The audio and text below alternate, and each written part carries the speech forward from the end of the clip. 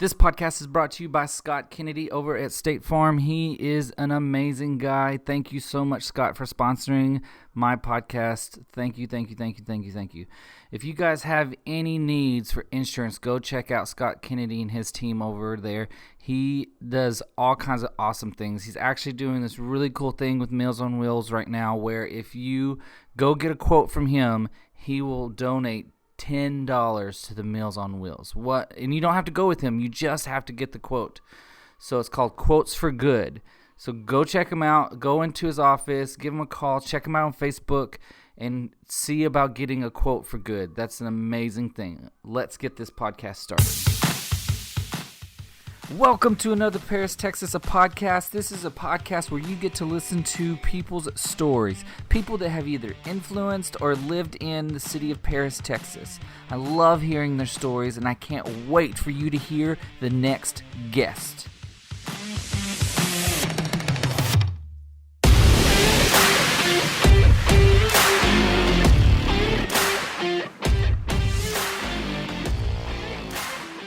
All right, we've got another awesome podcast in store for us. Another one that I have no idea. I cannot direct this podcast because I have no idea where it's going to go.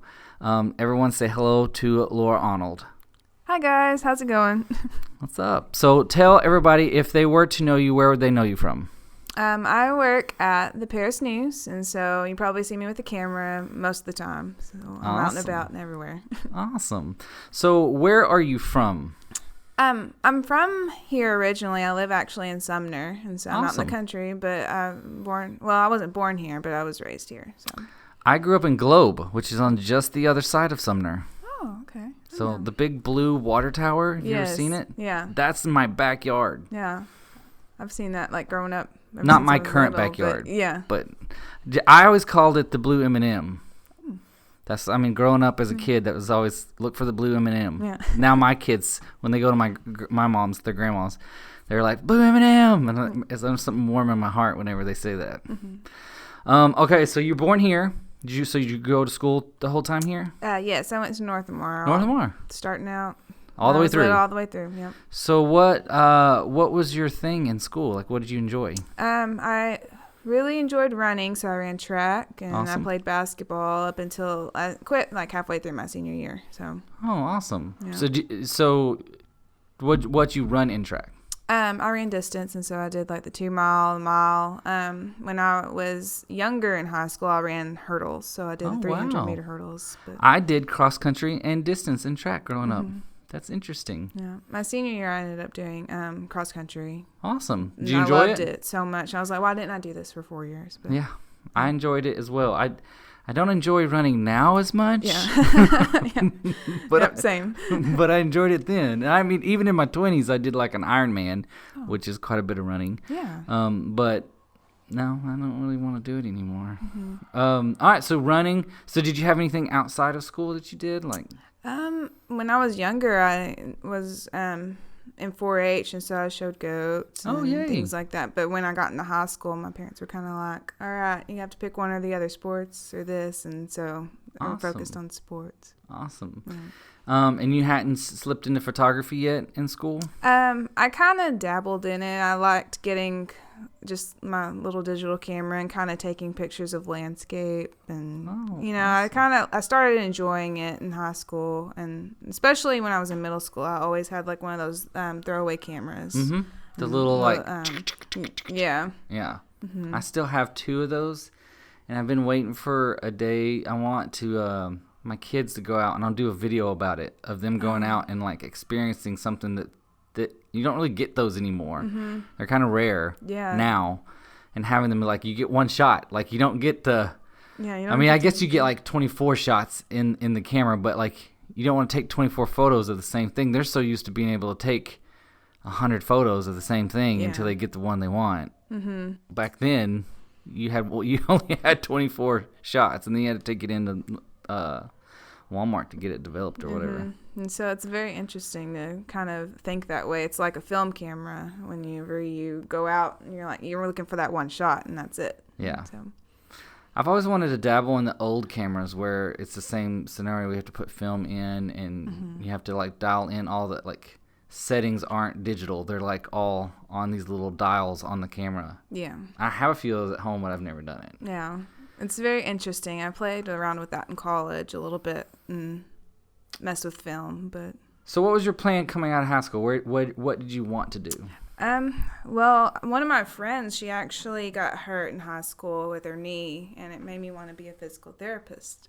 And so I really got into that and went to PJC for a couple years. Got my Associates of Science and was doing kind of like some visual hours, I guess, of like just watching physical therapists and kind of getting into that. And then I applied to go to school. I can't remember the name of the school, but it was a school in Oklahoma where I was going to be a physical therapist assistant. And ended up not turning in one piece of paper, and they wouldn't accept my application. Because you didn't have that one piece of paper? That one piece of paper. And no matter what I said or did, they're like, sorry, you can apply next year. And I was like, well, can't wait a year. Yeah. And so I changed my major to photography and decided to pursue my career in that. So one piece of paper changed your whole like direction in life. Yes. That's crazy. Do you ever imagine what it'd be like if you had become a physical therapist? Probably make a lot more money. But would you enjoy it as much? Do you think you would? I feel like I would enjoy it still, because I've had the opportunity to take pictures of PTAs and things like that, and it's still interesting to me. But I think now, looking back, I think it was a blessing because I've had a lot more opportunities than I could ever imagine with just photography. So that's amazing. So you went to photography school, same school? Different school. Different school. Where did you go? Oklahoma Christian University. It's in Edmond, Oklahoma. Edmond, Oklahoma. Awesome. So what kind of classes did you take? So they had a lot of basic photography classes when you start out, but they also had classes where you learned about Photoshop and InDesign, Lightroom type of situations, and also just like drawing and painting classes as well, which was really interesting to me because I would go and draw occasionally just for fun, but to actually have something in front of you that like, all right, here's a ladder, you have to draw it from where you're sitting and do it almost exactly. It's difficult, but so almost everything that I've learned is more of a YouTube tutorial type learn how to do it, or I just keep pushing buttons until I figure out which button is the right button. Yeah. And then I label the buttons that are like, do not touch this. Yeah. It deletes everything. Yeah. But I did take one art class. I didn't really go to, I went to like a quarter of a semester of college. I'm not proud of that, but whatever. And one of the classes was an art class, and I remember the teacher came in. He brought in 5 brown paper sacks. He unfolded, because they were all folded up like brand new bought ones. He unfolded them, so he was like whoosh, stacked them in a unique way. Said, "Okay, guys, draw this," and then walked out of the room. And he was gone for the rest of the class. That was it. And then he came the next day to class, and he's like, all right, I want you to find a tree somewhere on this campus. I want you to draw that tree and then come back. And I didn't make it to the end of that semester, so every class we went to, he did something to that way. Yeah. I never actually heard of him teach a class. I did ask someone who was on the class later that, did he teach it? And they're like, well, he kind of started towards the end. He pretty much just weeded out everybody that didn't want to be there. And then he started teaching techniques and ideas and stuff like that. Yeah. That's interesting because that's how it kind of was when I went to school. They would be like, all right, you think of, I'm going to give you these things, and you have to work with it, and you have to figure it out. And that's the whole part of being creative. You have to come up with things like that constantly. Yeah. And so they're already pushing you from the beginning of class till the end of the semester. And that's amazing. I still can't draw. Yeah. I can barely draw still. I can take a photo of a tree all day long. Yeah. Awesome. All right. So how long were you there? I was there for 3.5 years. Okay. Or 2.5, I think, actually, because I went to school for 2 years here. And okay. Yeah, so it was 2.5. 2.5 here and then 2.5 there? 2 here. 2 here? 2.5 there. 2.5 there. Yeah. Awesome. Yeah, because they ended up actually getting rid of my major while I was still in school. And so I had to also take forensic classes because I thought I was going to be a forensic photographer. Oh, that would have been cool. Awesome. So I was kind of dabbling into that and seeing if I liked it, and I thought it would be great, but it was a lot more school afterward, and so that would have been a lot more money out of my pocket that I didn't have at the time. So that makes sense. So you graduated? Yeah. And what was your official graduation diploma? What was it? It was a Associates of Fine Arts. With the emphasis in photography and video, which since they got rid of the major, I didn't get the video part. So it's kind of funny that I don't have that experience, but it's on my certificate. That's funny. Yeah. So what was the plan from there? From there, I was just kind of looking into like finding some type of maybe like an advertising agency to kind of get my foot in the door and like get to know people, especially because I wanted to be in Oklahoma City because I figured I went to school there. Maybe I could get something there. So I went around, applied for jobs. Nothing was really hiring at the time. So I came back home and I think I worked at Magel's for probably a few months, and then this job in the Paris News came up. Said we need a photographer, and my mom was adamant about you need to apply for this job. I'm like, no, I don't want to work at a newspaper, because that was one of like our little for photography. We would go through the different stages like landscape, news photography, portraits, and things like that. I hated news photography. It was the absolute worst, and I was not good at it, and I knew it. And so she's like, just try it. You never know. They also have the Paris Life magazine. Yeah. Just try it out and see if you like it. And so applied for the job, and that day they gave me the job. Wow. How did you like going into it? Was it what you thought it was going to be? It was completely different. Like I knew that it would be a lot of learning for me, just the news side of it, because that was mainly my job at the time. But it was nice to have a creative outlet with like the magazine and things like that. So did you do the magazine right away? Did you go into it with the magazine? Yes. That's so cool. It was kind of difficult. Like they were already working on their May issue, and so they had the cover and everything for it. But I kind of got into it there. But then we were already working on our June edition 2 months early. And so the first time that I had a cover shoot, and they're like, "This is going to be on the cover," like, oh wow, like bring your A game. Yeah, it's like, all right, let's see what happens. And so, do you like that part of it? Like that to me would be the funnest part, is getting to do those like cover shoots. Oh yes, because you get to think outside the box of what have we not done, or who have we not taken a photo of that would be interesting to feature in our magazine and things. So I think my favorite in photography, which I'm not. Photography is not my strongest suit in my field. I do it, and I feel like I do it okay, but video is more my specialty. But I do love doing photography. My two favorites are event photography. I like catching people when they don't know I'm there. And then I like doing staged stuff like that, where you can think way outside of the box. Oh yeah. Glitter or things falling, or like, I don't know, just be as creative as the sky's the limit. Yeah. That's my favorite. That's my favorite. Anything I do is being super creative, but yeah, I love it. So you haven't done much video. No. Have you ever wanted to do video? I've kind of dabbled in it a little bit just to see if I'd be interested in it, but it's actually just two different things completely. Like, people think, like, I had somebody ask me for a wedding. They're like, could you video us? And I'm like, I don't think so, because that is like two different things. Like, it has similar things about it that's kind of like, okay, but like framing wise and stuff. But you also have to think about, you can't just stand there and motion. You have to get like a little motion in there and things like that. With photography, you can get those still pictures, but you can, I don't know, it's just a different way to go about it. And see, that's the problem with me in photography, is I tend to want to set my camera settings in a video like in mindset. Like I sometimes it's hard for me to detach my video brain to a photography brain to get the good shot, I guess. So yeah, it is definitely different. I always laugh because people always think that I'm just good at everything. Like anything that is like tech related, they're like, bro, I was good at it, ask Broadway. Yeah. So I get like printer questions all the time. People are like, can you fix my printer? And I'm like, No. Where did you get that? I can look at it. I can't promise you anything, but maybe there's a piece of paper jammed in there. But I don't know how to work on printers or anything like that. I for some reason I get that question all the time. Yeah. I don't know how printers fall into what I do, but people ask me that all the time. It's funny. Yeah.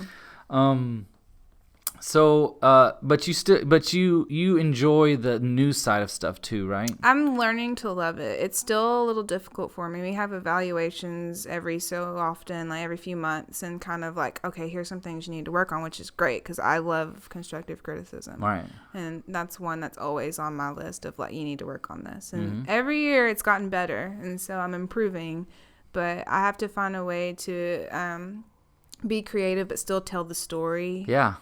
Because you don't want to just take a picture of the kid eating a popsicle just because he's eating a popsicle. He's just there. But like I don't know, it's just like you have to find a way to get the main picture of the story of what event you're covering or things like that to just kind of showcase that.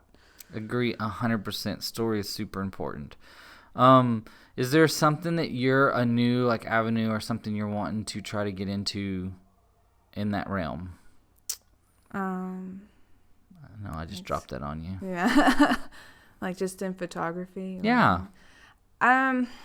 Like me, I've dabbled a little bit in 360 photography. It's something that like I don't really use for like anything that I do. Like I don't sell the service really. I just dabble in it because I think it's a neat, unique way of being creative. Yeah. I think what I would like to get back into that made me start loving photography is landscapes again, because I go now and I kind of don't see how I saw things whenever I was younger. Yeah. And so when I take a picture of a tree or flower or just like the sunset, I've kind of lost. That's awesome. That. And so I feel like if I get back into that, I would kind of enjoy it a little bit more. And I'm planning on going to Ireland in March, and so that's going to be my goal. I want to go. Yeah. Ireland's like on my list. Oh. It's like Australia, Ireland, France. There's a bunch of them I would love to go to. If you ever need to go to Ireland, I know all the places to go to. Oh yeah.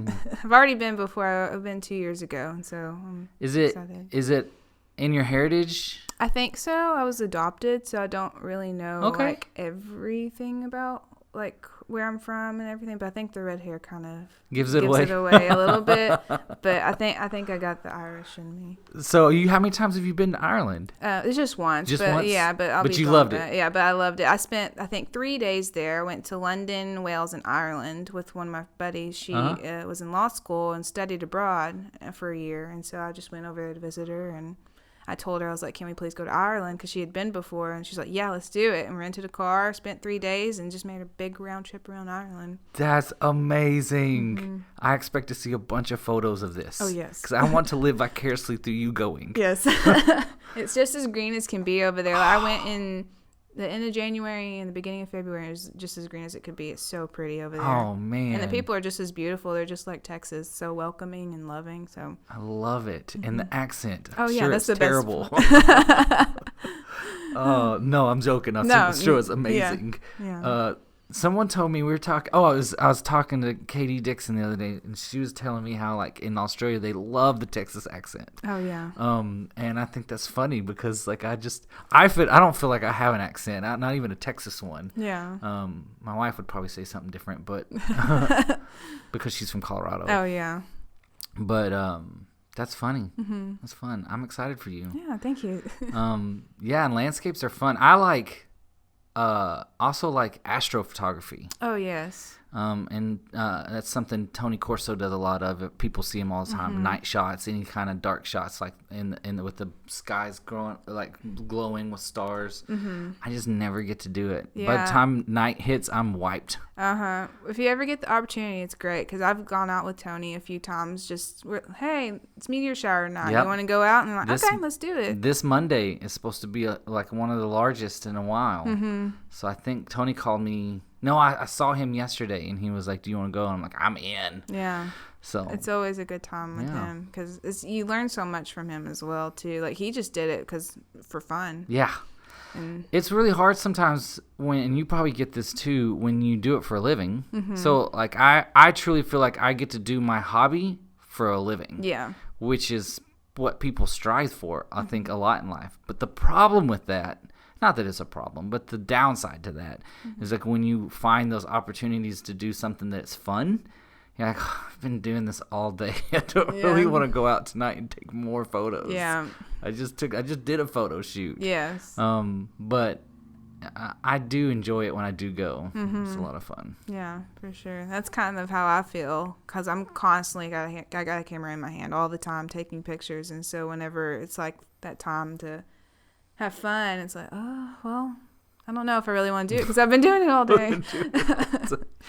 Well, and then I find, I used to call it, and I haven't done this as much lately, but I used to find ways in my day, I'd call it accidental creativity. I'd find ways in my day to take a photo or do a video of something that is just random, and it's just something I would enjoy. It's not work related. It's not, not that I don't enjoy doing all the work stuff I do. It's just sometimes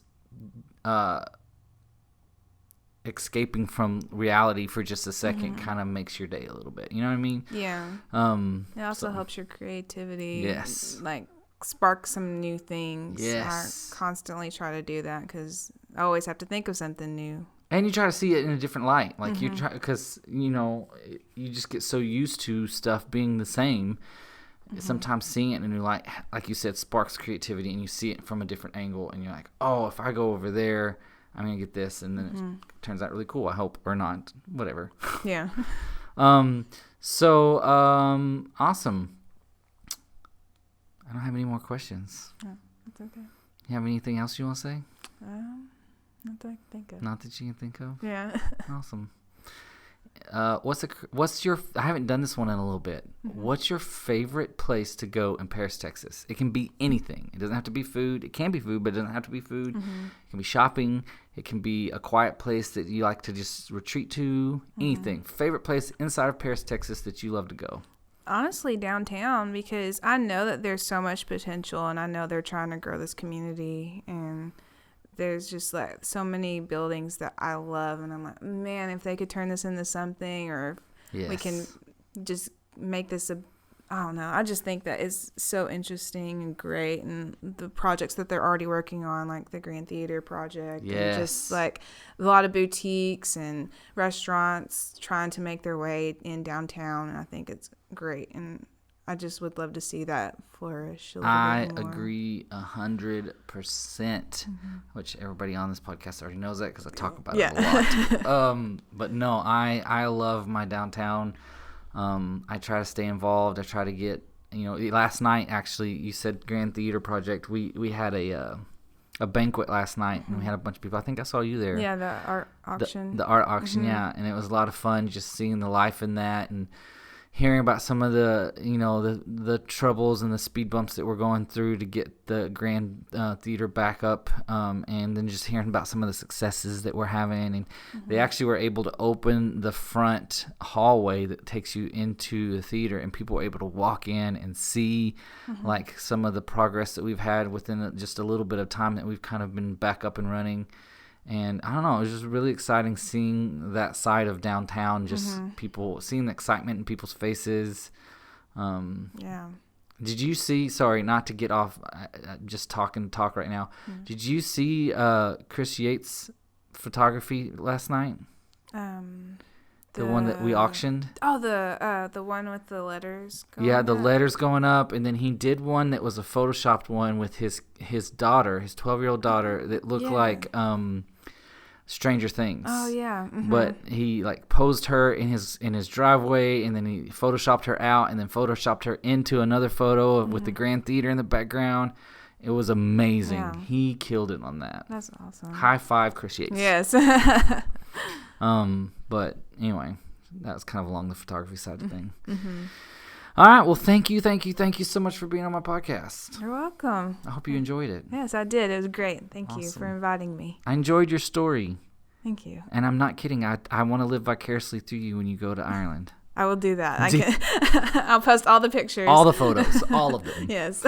Okay. Thank you guys so much for tuning in. This was a great podcast. I want to give one more big shout out to Scott Kennedy over at State Farm. Thank you for sponsoring this podcast. Guys, go take him up on his deal.